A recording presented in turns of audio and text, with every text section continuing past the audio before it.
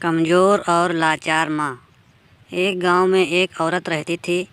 उसके पति का कुछ दिन पहले निधन हो गया था। उसका एक बेटा था जो शहर में अपने परिवार के साथ रहने लगा था। वो औरत जब बूढ़ी और कमज़ोर हो गई और उसे दिखाई भी कम देने लगा था, इसलिए वह बूढ़ी औरत अपनी बची खुची ज़िंदगी काटने के लिए शहर में अपने बेटे के यहाँ चली गई।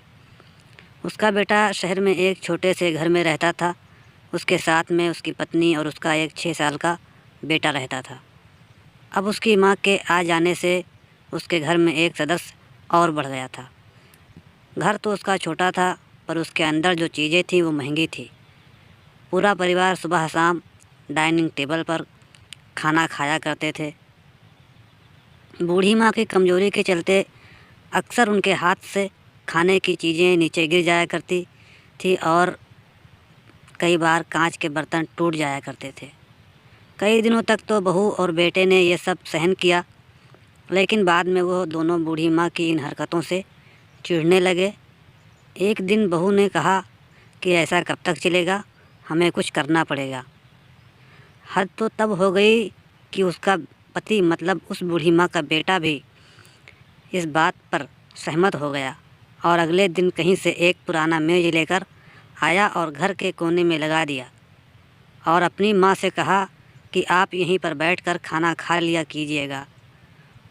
उन्होंने एक लकड़ी का बर्तन भी बनवाया जिसमें वो अपनी बूढ़ी माँ को खाना देने लगे।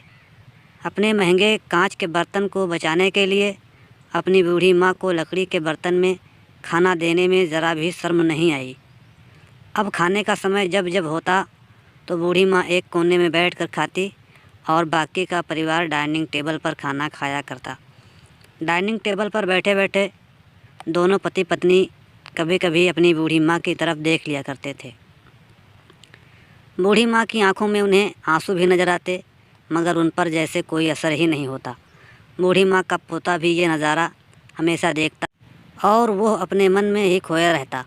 एक दिन जब पति पत्नी डाइनिंग टेबल पर बैठकर खाना खा रहे थे, तब उनका बच्चा ज़मीन पर बैठकर कुछ कर रहा था। उन दोनों ने बच्चे के हाथ में लकड़ी का टुकड़ा देखा, लेकिन उन्हें कुछ समझ में नहीं आया कि बच्चा लकड़ी के टुकड़े के साथ क्या कर रहा है।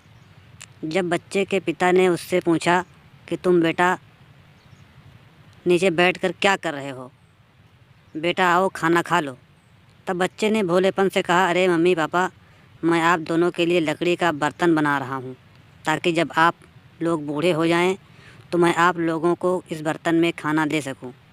अपने नादान बेटे द्वारा कही गई यह सहज बात दोनों के दिल में तीर की तरह उतर गई। दोनों एक दूसरे का चेहरा देखने लगे। बिना कुछ कहे दोनों की आंखों में पानी आ गया और उन्हें अपने आने वाले बुढ़ापे के दिन अभी से नज़र आने लगे। उन्हें समझने में ज़्यादा देर नहीं लगी कि उन्हें आगे क्या करना पड़ेगा। अगले दिन कमरे के कोने से वह पुराना मेज़ हट गया और अब बूढ़ी माँ और बाकी का परिवार साथ में मिलकर फिर से खाना खाने लगे। बूढ़ी माँ की कमज़ोरी के वजह से हो रही गलतियाँ भी अब किसी को बुरी नहीं लगती थी। दोस्तों, ये कहानी हमें बताती है कि जो आज हम जवान हैं तो कल बूढ़े भी होंगे, इसलिए हमें अपने माता पिता और बुज़ुर्गों के साथ वैसा ही व्यवहार करना चाहिए जैसा हम चाहते हैं कि हमारे बूढ़े होने के बाद हमारे बच्चे हमारे साथ करें।